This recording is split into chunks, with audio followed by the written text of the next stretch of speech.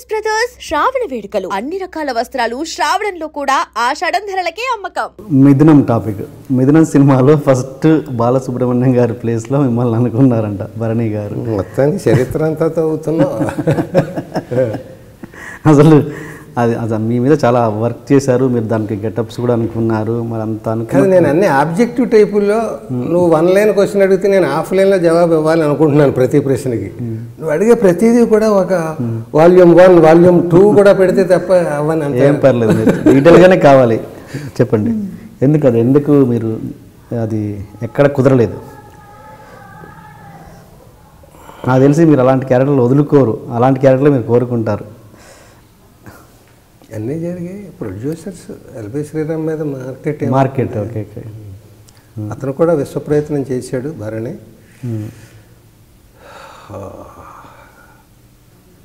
అది ఎలా జరిగిందంటే ప్రొడ్యూసర్ అన్నాడు ఉన్నవ 2 క్యారెక్టర్లు కదండి, అడ్వాన్స్ పంపించాడు పెద్ద అమౌంట్ నాకు. పంపించాక తర్వాత ఇప్పుడు సమ్మర్లో ఎందుకు అది డ్రై, ఇది 2 క్యారెక్టర్లు కదా, అక్టోబర్ నవంబర్ అయితే మంచి వింటర్ సీజన్లో భలే ఉంటుంది గ్రీనరీ, అప్పుడు పెట్టుకుంటే బాగుంటుంది కదా, మన అంతా పెద్ద వైశాల్యంగా ఇల్లు అది తోట అది కదా. నేను ఒప్పుకోలేదు. చిన్న సినిమా, రోజు లేట్ అయినా మారిపోతాయి ఆలోచనలు, వెంటనే చేద్దామని భరణికి చాలాసార్లు చెప్పాను. మా తమ్ముడు ఒప్పుకోవట్లేదు, చేసేద్దాం అంటూ ప్రొడ్యూసర్ తోటి నేను అని చూస్తానని ప్రొడ్యూసర్ ఏమండి మీరు అడిగి చూడండి ఒప్పుకుంటే అని నా మీద పెట్టాడు. నేను ఒప్పుకోవట్లేదు అని, ఏ సంగతి 2 నిమిషాలు టైం ఇవ్వండి మీరు ఎంతగా అంటున్నారు కాబట్టి టాయిలెట్కి వెళ్ళి వస్తాను బయటకు వెళ్ళాను. మా వాడు టాయిలెట్కి వెళ్ళలేదు, దమ్ములాగా వచ్చి చెప్తాడు చూడు ఇప్పుడు బాంబే వేస్తాడు అన్నాడు భరణి. వెళ్ళొచ్చాక నేను ఇప్పుడైతేనే చేస్తాను అనడానికి బదులు రివర్స్లో అన్నాను. సరే అప్పుడే చేయండి, మీకు ప్రొడ్యూసర్ డబ్బు పెట్టేది మీరు అప్పుడే బాగుంటుంది అన్నప్పుడు మొండిగా ఇప్పుడే చేయమని అనడం కరెక్ట్ కాదు. రేపొద్దు ఆడకపోతే ఎంత చెప్పినా వినలేదు మూర్ఖుడు అంటారు. ఇప్పుడే చేయండి, కానీ మారిపోతాయి ఆలోచనలు చూసుకోండి, చిన్న సినిమాది, అప్పుడు ఎవడు రాజు ఎవడు మంత్రి అక్టోబర్ నాటికి అన్నాను. అన్న తర్వాత వాళ్ళ డిస్కషన్స్లో ఏమండి ఎల్బి 2 ఆర్టిస్టులు, ఎల్బి గారు ఓకే పాత నటుడు, పక్కన ఎవరో కొత్త అమ్మాయిని పెట్టారేంటి, ఉన్న 2లో పక్కనే జయసుధ గారు, రాధిక, జయప్రద అలాంటి వాళ్ళు ఉంటే బాగుంటుంది కదా అని మొత్తానికి లక్ష్మి గారు అలా ఏవో పేర్లు వచ్చి లక్ష్మి గారిని బుక్ చేశారు. తర్వాత వాళ్ళ ఆలోచన విధానం మారింది. ఎల్బి గారి పక్కన అమ్మాయి ఏంటండి అన్నది ఇప్పుడు లక్ష్మి గారి పక్కన ఎల్బి గారు ఏంటండి ఇలాగొచ్చింది. సో కట్ చేస్తే భరణి ఎల్బి శ్రీరామే ఉండాలి నాకు అన్నాడు. అది ఆలోచించండి ఇంకోసారి, అక్టోబర్ దాకా టైం ఉంది కదా అన్నాడు. అక్టోబర్ కాదు, ఆ ప్రొడ్యూసర్ లేడు, ఆ సినిమా లేదు, ఆ ప్రాజెక్టు లేదు. నేను అది ఇన్సల్ట్గా భావించి నాకు ఇచ్చిన అడ్వాన్స్ తిప్పి పంపేశాను. ఓకే, పెద్ద అమౌంట్ అది. అది చూసి ఆయన అన్నాడట, ఇలాంటి వాళ్ళు కూడా ఉంటారు ఇండస్ట్రీలో, అతను కోపం వచ్చి డబ్బులు ఉంచుకోవాలి తప్ప వెనక్కి పంపేయడం ఏంటి అన్నాడు. సో నా వరకు ఐఎమ్ క్లియర్. నేను అనుకో చాలా కష్టపడ్డాను దాని గురించి.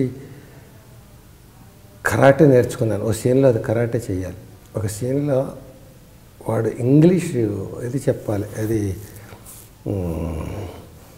ఎడమండి లెసన్ చెప్పాలి, కాలేజ్ స్కూల్ హెడ్ మాస్టర్ వాడు చెప్పాలి. ఇంకో దాంట్లో వేదం ఘనప్ చదవాలి, సంస్కృత మంత్రాలు. 3 పిహెచ్డీలు వాడు, సాంస్క్రిట్ 3 ఎంఏలు, సాంస్క్రిట్ ఎంఏ, తెలుగు ఎంఏ,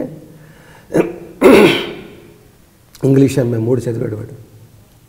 3 ఎంఏలు చదివిన రిటైర్డ్ ఒక మనిషి ఇంత హ్యాపీగా పిల్లలందరూ వెళ్ళిపోతే రిటైర్డ్ జీవితం అలా గడుపుతున్నారు. టెర్రర్ వాడు, అంటే ఊళ్ళో అందరికీ ఆ కాంపౌండ్లోకి తొంగి చూడడానికి భయపడతాడు. వాడు రాజ్యం అది, ఏడమ్మండి ఏవిలా వాడు. ఇలా అలాగ అనుకుని పాఠం చెప్తాడు. అవన్నీ కథకి లింకులు. నేను కూడా రైటర్ కాబట్టి కొంత ఇన్వాల్వ్ అయ్యి కొంత స్క్రిప్ట్ వర్క్ చేశాను. చేసిన తర్వాత దాని గురించి ఇంగ్లీష్ ప్రొనౌన్సియేషన్ అది తెలుసుకోవడం కోసం ఉస్మానియా యూనివర్సిటీలో ప్రొఫెసర్ దగ్గరికి వెళ్ళి ఒక నెలలు అది నేర్చుకున్నాం. వేదం ఘన నేర్చుకున్నాను. ఒకడిని ఎక్కడో ఎస్ఆర్ రావు నగర్ అదేదో అక్కడెక్కడో ఉన్నాడు ఒక ఆయన, మా నాన్న దగ్గర శిష్యుడు ఆయన, ఘనాపాటి. ఆయన దగ్గర ఘన నేర్చుకున్నాను. ఒక చోట చివరిలో పెళ్ళం చావు బతుకుల్లో ఉంటే ఘన చదివి తా విష్ణు పాహి పాహి విష్ణు తా విష్ణు పాహి పాహి విష్ణు తాస్తా విష్ణు పాహి విష్ణు పాహి పాహి విష్ణు విష్ణు పాహి పాహి పాహి పాహి విష్ణు విష్ణు పాహి పాహి ఇలాగా ఒక 4-5 నిమిషాలు చదివి వాడు భార్య ఆరోగ్యం గురించి, నా భార్యను బతికించమనడానికి వాడు ఒక తపస్సు చేసినట్టుగా ఒక ఘన చదువుతాడు. చేస్తూ లక్షవత్తులను అన్ని దీపాలు అవన్నీ చేసేవన్నీ లక్షవత్తులు ఒక దాంట్లో పెట్టద్దన్న సినిమాటిక్ అయినా సరే 1,00,000 ప్రమిదలు తెప్పించి పెట్టిద్దాం. గ్రాండియర్ అదిగా ఉంటుంది. 1,00,000 కోట్లు అయిపోతుంది 1,00,000 ప్రమిదల్లో దీపానికి పెట్టిద్దాం. ఆ రాత్రి ఒక పక్కన వర్షం చీట్ చేద్దాం, పోనీ ఎక్కడో ఏ కిటికీలోంచి వర్షం పడుతుందని చూస్తే అదే పెళ్ళానికి 104 టెంపరేచరు. దాన్ని బతికించడం కోసం వీడు లక్షవత్తులు నోము చేయించాలని కోరింది. చేసేస్తాడు రాత్రి స్నానం అది చేసేసి, భార్యకు కూడా స్నానం అది చేసి పట్టుబట్ట అవి కట్టించి కూర్చోబెట్టి మంత్రాలు అవన్నీ చదివి చేయిస్తాడు. క్లైమాక్స్ చాలా చిన్న సినిమా అయినా గ్రాండియర్గా ఉండాలని చేయించాక కట్ చేస్తే అది బతుకుతుంది, వీడు చచ్చిపోతాడు. అది రకరకాల దెబ్బలాడేసుకునే వాళ్ళం. ఇద్దరూ చచ్చిపోతే ఎలా ఉంటుంది, మరి డ్రామాటిక్గా ఉంటుంది. అదే చచ్చిపోతే ఎలా ఉంటుంది, భార్య వీడు చచ్చిపోతే ఇలా కుమ్మేసుకునేవాళ్ళం. అక్కడ అవన్నీ కొలతలు కొలవడానికి టేపులు పెట్టి ముగ్గులు వేసేసి ఎక్కడో రకరకాల లొకేషన్లు, అక్కడెక్కడో కండవెల్లి ముక్కావాలని, ఇంకో ఊరని, విజయవాడ అని, ఇక్కడ కరాటే క్లాసులు, అక్కడ ఇంగ్లీష్ ప్రొనౌన్సియేషన్ క్లాసులు ఉస్మానియా యూనివర్సిటీలో, ఇక్కడ ఘన ఇంకో చాట, ఇక్కడ స్క్రిప్టు ఒక వెర్షన్ నేను రాయడం, ఇంకా గోలగా ఉండేది తుస్సు చివరికి. ఇక్కడ ఉంటే వస్తుంది, ఇప్పుడు అది చేయకపోతే సొంత ఊరు చేసుకున్నాను. సో తర్వాత అలా చేసేసారు. ఇంకో ప్రొడ్యూసర్ మారాడు, ఈక్వేషన్ మారాడు. డెఫినెట్గా బాలసుబ్రహ్మణ్యం గారు రేంజ్ ఎక్కడ, మన రేంజ్ ఎక్కడ. నేను అంత ఇమేజ్, ఆ పొట్టిపడే ఇమేజ్ కాదు కదా. ప్రొడ్యూసర్ డబ్బు కూడా చూసుకుంటాడు కాబట్టి పెట్టిన డబ్బులో సగమైన రావాలని చూసుకుంటాడు కదా. మనకు తెలుసు కాబట్టి నిజాయితీగా డబ్బు ఇచ్చేయడం అది. భరణి గారి మీద ఏమైనా కోపం ఉందా ఈ విషయంలో మీకు? చూశాను, ఆ ఇంటర్వ్యూ మొత్తం చూడలేదు కానీ నా మీద క్లిప్పింగ్ ఏదో చూశాను. వాడు కత్తులు నూరేసి ఉంటాడు, వాడు సినిమాయే చూసి ఉన్నాడు, వాడు తెక్కలోడు ఇవన్నీ చెప్పాడు. కొంచెం ఎక్స్ట్రా చెప్పాడు నా గురించి, లేనిపోను పుట్టగించి కల్పించి చెప్పాడు. ఏమన్నీ ఏదో నేను బతక నేర్వని వాడినని, అమ్మాయికుండని, నాకు సినిమా నాలెడ్జ్ లేదని, హర్ట్ అయిపోతానని ఏదో చాలా చెప్పాడు. ఒకటి మాత్రం నిజం, అగర్భ శత్రువులు మేమిద్దరు. అది హెడ్డింగ్ పెట్టి ఏదో కటింగ్ చేశారు కదా మీరు? అవునా, తెలియదు చేశారు. అది చూసి అసలు డీటెయిల్స్లో మా అసిస్టెంట్ అడిగాను, అదంటే తీయండి మేమిద్దరం ఉన్నదంటే 7-8 నిమిషాలు 10 నిమిషాలు ఉంది, అక్కడో బిట్టు అలాగ. సో నాటకాల రోజుల్లో అసలు ఇద్దరు ఒకళ్ళని కేర్ చేసేవాళ్ళం కాదు. వెళ్ళి అలవా చూసుకుందాం ఆ పరిషత్తులా, చూసుకుందాం ఈ పరిషత్తులా. Okay okay. అతను ఎవరైతే నాకేంటి, నా కంటెంపరీ, నా పోటీదాడు. అతను ఆటకథ రాస్తే నాకేంటి, అతను 6 అడుగులు ఉంటే నాకేంటి, అతను ఎంత 70 కేజీలు బరువు ఉంటే నాకేంటి, ఒక లైబ్రరీ అంతా చదివేస్తే నాకేంటి. నాటకం మా ఇద్దరికి పోటీ, చూసుకుందాం దా, అలా ఉండేది. అలా తర్వాత సినిమాల్లో అలా అయ్యాం. శత్రుబంధం అనే ఒక కథ. చిన్నప్పుడు అత్త కోడలు ఎప్పుడు దెబ్బలాడుకుంటూ, నీ మొహం ఏమిటది, నువ్వు అది ఆ నీళ్ళు అక్కడ వలకపోసేసావు, ఇదిగో నువ్వు వంటలో ఉప్పు ఎక్కువ వేస్తున్నావు, ఇలా ఊరుకోండి, పెట్టింది ఏదో తినండి, మీకు ఉప్పులు రుచులు తెలుసు, వండడం చేత కాదు. కానీ ఇలా కొట్టుకు చచ్చిపోతుంటారు అత్త కోడలు. 4 రోజులు పుట్టింటికి కోడలు వెళ్ళిందంటే దీనికి కాలు ఆడదు. అయ్యయ్యో ఇది 4 రోజులు ఎప్పుడు వస్తుందో, నాకు కాలు ఆడట్లేదు అంటే. విడిపోతే కలిసి విడిగా ఉండలేరు, కలిసి ఉంటే కొట్టుకు చచ్చిపోతుంది. అలా మా క్యారెక్టర్ అట్లా. ఇద్దరికి పడదు, కానీ విడిచి ఉండలేం. అది కొంత ఆర్టిఫిషియాలిటీ, కొంత నిజం. వృత్తిపరంగా అతనంటే నాకు ప్రాణం అన్నాను, ఆర్టిఫిషియాలిటీ. ఓకే. లేదు, ఏదో అనుబంధం, ఏదో మా మధ్య ఏదో మ్యాగ్నెట్ ఏదో ఉంది. అది ఎంతమంది ఉంటే మా ఇద్దరి మధ్య ఎందుకు, ఏమో అవసరం ఉంది? నా వేషాలు అతను పట్టుకుపోతున్నాడా, అతని వేషాలు నేను పట్టుకుపోతున్నానా? ఏదో ఒక ఉండాలి అట్లాగా, నువ్వా నేనా అనేది ఎవరో ప్రతి మనిషిగా ఇంకొకటి ఉండాలి, ఆపోజిట్ ఫోర్స్. అలా ఎందుకో ఫిక్స్ అయ్యాం. అతనికి నేను ఆపోజిట్ ఫోర్స్ కాదేమో, కానీ నేను అతను ఆపోజిట్ ఫోర్స్గా ఫీల్ అవుతాను. నాకు ఎవడో ఆ యుద్ధానికి ఒక ఆపోజిట్ ఫోర్స్ ఉండాలి కాబట్టి. నేను అదే ఓడిపోవచ్చు మహా అయితే, యుద్ధం జరుగుతుంది కదా. ఓకే. అట్లాగే నేను అతన్ని ఒక రకంగా కేర్ చేయను, ఒక రకంగా అతను లేకపోతే బతకలేను అన్నట్టుగా ఉంటుంది అనమాట. రెండిట్లో నిజం ఉంది, రెండిట్లో అబద్ధం ఉంది. ఓకే. ఓకే. నాటకాల రోజుల్లో అయితే రియల్ రైవల్రీ. చూద్దాం అసలు. అతను ఇద్దరు నటులు, మా దాంట్లో ముగ్గురు. చివరిలో నేను కోర్టులో బోను నా మీద పడిపోతుంది అనమాట. బోన్లో కోర్టులో నన్ను పెట్టే పద్మవ్యూహం కదా అది, ఒక వలతో కూడిన బోను పైనుంచి నా మీద పడిపోతుంది. అట్లా బోన్లో ఇరుక్కుపోయినాను. రియల్ పద్మవ్యూహంలో అనేక పద్మవ్యూహాలు, రేషన్ షాపు, డాక్టర్ షాప్, ఇవన్నీ దాటుకుని క్లైమాక్స్ కోర్టులోకి వచ్చాం. అక్కడ కూడా వలలో ఇరుక్కున్నాడు పద్మవ్యూహంలో అని చెప్పడానికి సజెస్టివ్గా పైనుంచి ఒక బోను పడిపోతుంది. ఎవరు అన్నారు, కేవలం చెప్పుకోవాల్సింది ఉందా అంటాడు.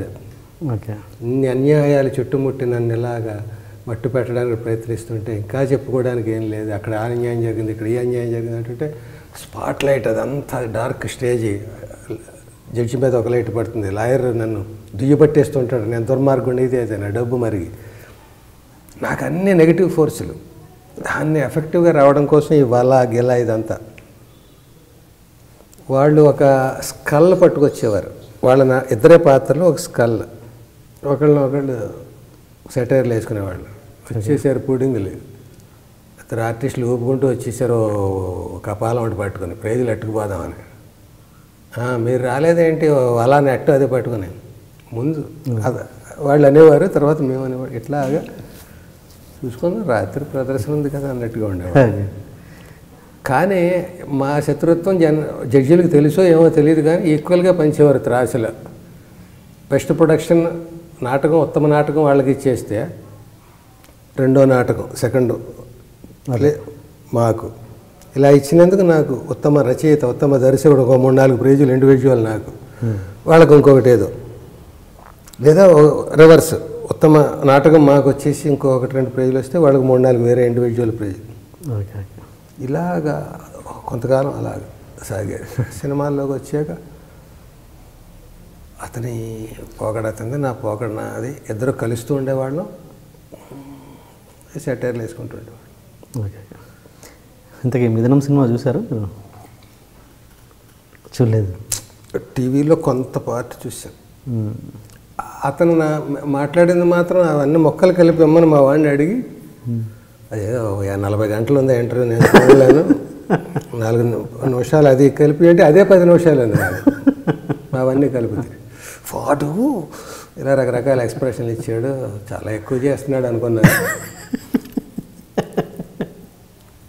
అంత లేదు, సర్లే అలా ఉండడమే. ఆర్టిఫిషియల్ బిల్డప్ ఉండాలి శత్రుత్వం అనేది అలా. ఓకే. నిజానికి ఎల్బి అంటే లంక భరణి నా పేరు అంటుంటాను. నా అన్న లంక భరణికి ఏదైనా బుక్ మీద పేరు రాయాలంటే, అతను నాకు బుక్ ఇవ్వాలంటే నీ అన్న తనికళ్ళ శ్రీరామ్ అని అతను రాస్తాడు. అలా ప్రేమ ప్రేమ, శత్రుత్వం శత్రుత్వం, కత్తులు కత్తులే. ఓకే. ఓకే. వెందులు వెందులే. ఓకే. అంటే ఎందుకు చూడాలనిపించలేదు మీకు మిథునం? అంటే ఇదేనా? మిథునంతో నేను హర్ట్ అయి ఉన్నాను. ఎంతైనా కూడా అది ఒక ఆర్టిస్ట్కి అవమానం కదా. ఒక ప్రొడ్యూసర్ బుక్ చేసుకుని అడ్వాన్స్ ఇచ్చి, నా పక్కన అమ్మాయి ఏంటి అని అన్ని, చివరికి ఆ అమ్మాయి పక్కన నేనేంటంటే, నన్ను ఎవరు బుక్ చేసుకోమన్నాడు అమ్మాయి? నేను నీకు ఎవరు ముఖ్యం? అవును, నీ తపన పడ్డ వీడు ముఖ్యం, నన్ను పెట్టుకున్న అతను ముఖ్యం ఇంకా రకరకాల ఈక్వేషన్లు వాళ్ళని తెచ్చుకోండి వీళ్ళని తెచ్చుకోండి, ఆయనైతే ఇంకా బాగుంటుంది, ఆయనైతే ఇంకా బాగుంటుంది, నాకు వాడే కావాలని ఇతను అంతవరకు జెన్యూన్. తర్వాత నువ్వు చేయవయ్యా, నువ్వు అది చేస్తే ఎందుకు ప్రొడ్యూసర్ని ఎందుకు పోగొట్టుకుంటావు, నన్ను వద్దన్నాడు అంతే కదా, నిన్ను వద్దని లేదు కదా, పోనీ నువ్వు చేస్తే బాగుంటుంది. నేను చెయ్యను ఎలా అనుకున్నాను, నాకు అవమానం నీకు కాదు ఇది అన్నాడు. మొత్తానికి ఆ ప్రాజెక్ట్ ఆగిపోయింది. అంతవరకు జెన్యూన్గా ఉన్నాడు. నేను చాలాసార్లు అంటుండేవాడిని, పోగొట్టుకోక కష్టపడ్డాం, ఇద్దరు నష్టపోవడం కంటే కనీసం నేను నష్టపోతాను నువ్వు చెయ్యి అంటే, ప్రాణం పోవాలి తప్ప మాట తరిగి ఇది లేదన్నాడు. తర్వాత రకరకాల చేంజెస్ వస్తే వాళ్ళు ఆ సెటప్లో చేశారు.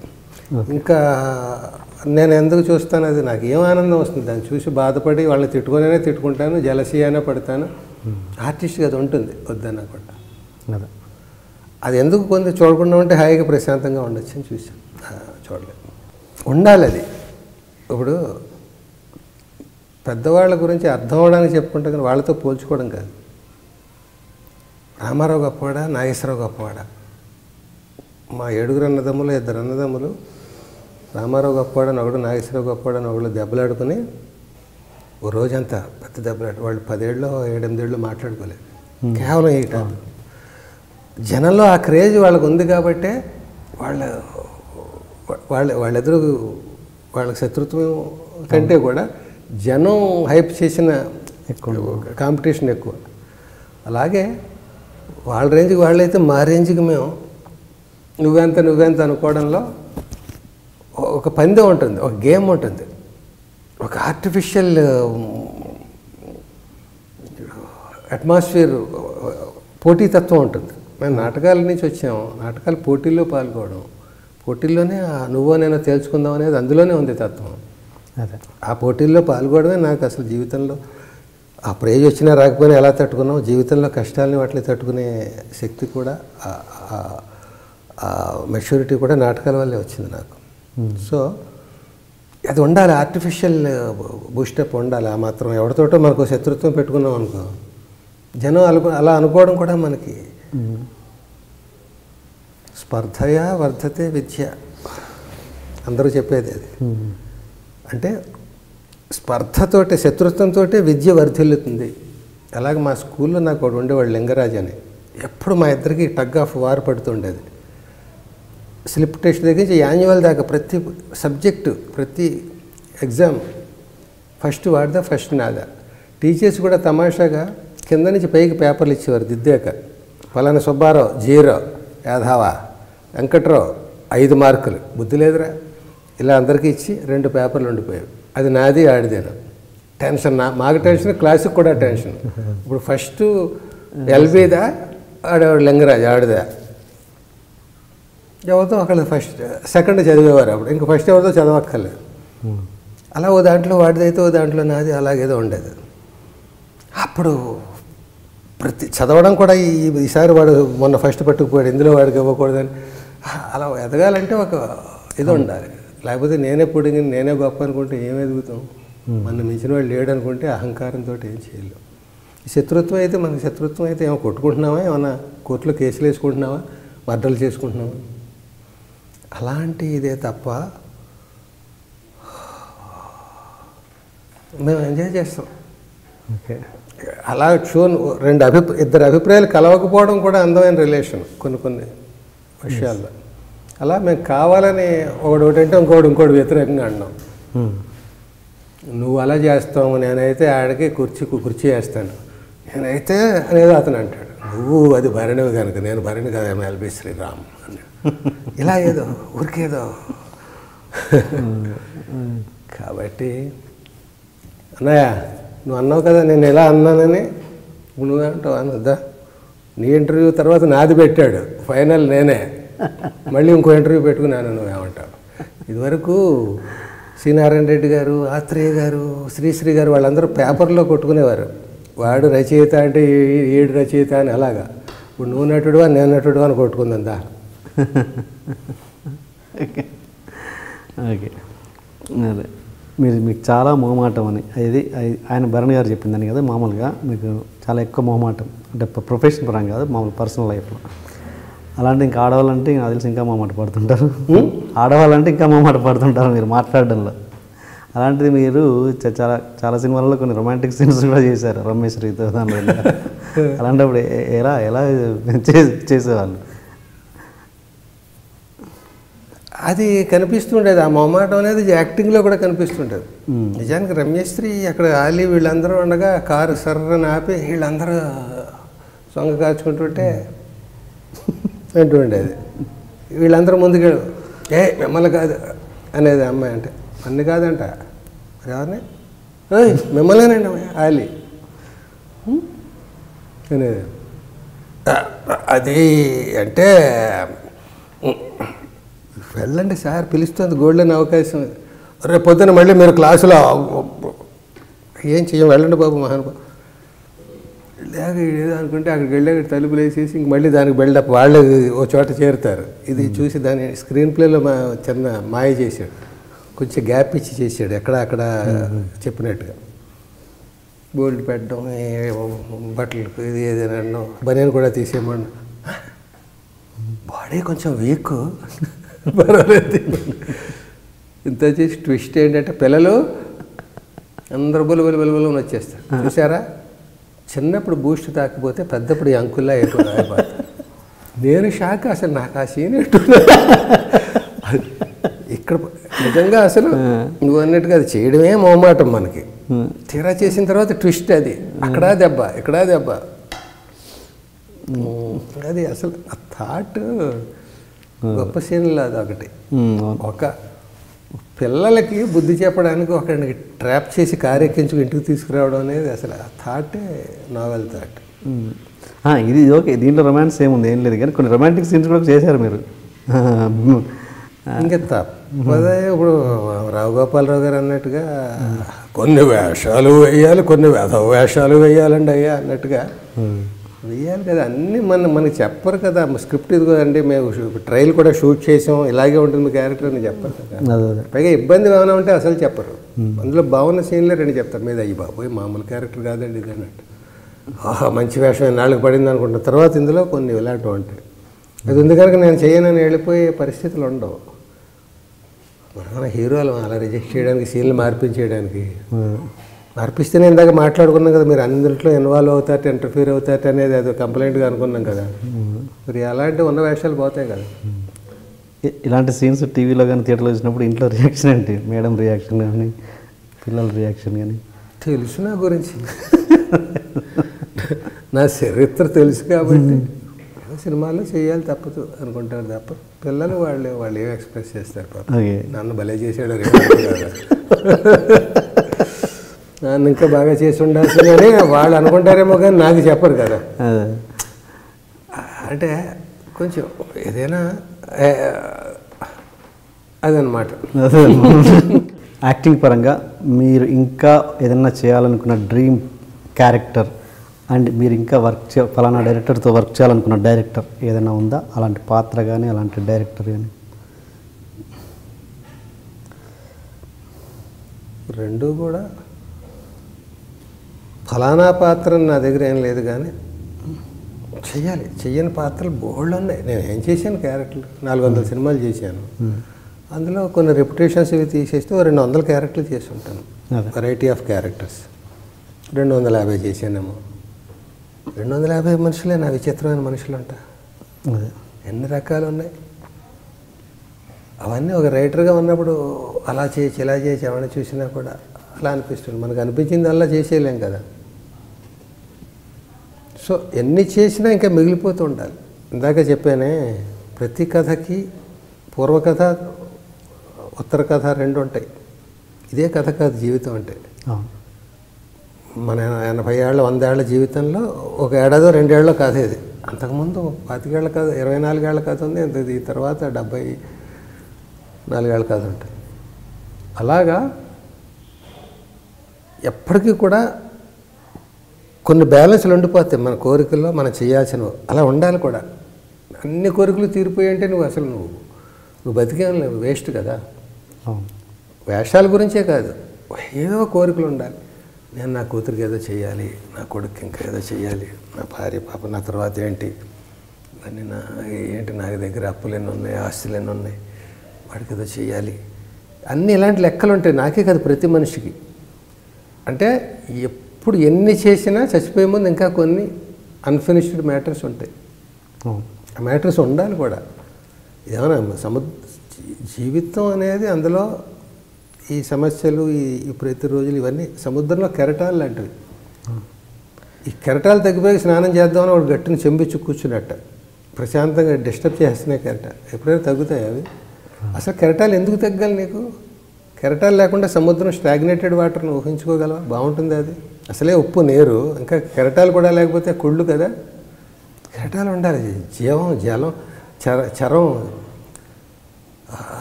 కదలిక ఉండాలి. అందుకని కోరికలు ఉంటాయి నాకు. ఆర్టిస్ట్గా బోల్డ్ ఉన్నాయి. కమల్ హాసన్ 10 వేషాలు వేస్తే నేను 100 వేషాలు వేసేయాలని ఉంటుంది. ఎందుకు నువ్వు కమల్ హాసన్ అంటే? కాదు, వేయాలని ఉంది, ఏం చేయను. కోరిక, ఖర్చు లేదు దానికి. కానీ అది తీరని కోరిక కాబట్టి ఊరికే అనిపిస్తుంది తప్ప పక్కన పడే. అలా సిన్సియర్గా అనుకునేవి ఉంటాయి, చాలా ఉంటాయి. జోక్గా చెప్పాను 100 వేషాలు అనేది. మంచి మంచి క్యారెక్టర్లు చేయాల్సిన డ్రీమ్ ప్రాజెక్ట్స్ చాలా ఉన్నాయి. అవి ఏమిటి అంటే అవి చెప్పినంత మాత్రాన దాని మీద ఎవరు కథలు రాయరు నాకు. చెప్పి నేను నా మనసులో బయట పెట్టేయడం అవుతుంది. నువ్వు ఆ వేషం వేసేద్దాం అనుకుంటున్నారు అంటే కదా. అండ్ డైరెక్టర్ నాకు సినిమాలకు డైరెక్ట్ చేయాలని లేదు. ఏ డైరెక్టర్ దాంట్లో మీరు యాక్ట్ చేయాలని ఇంకా కోరిక మిగిలిపోయింది?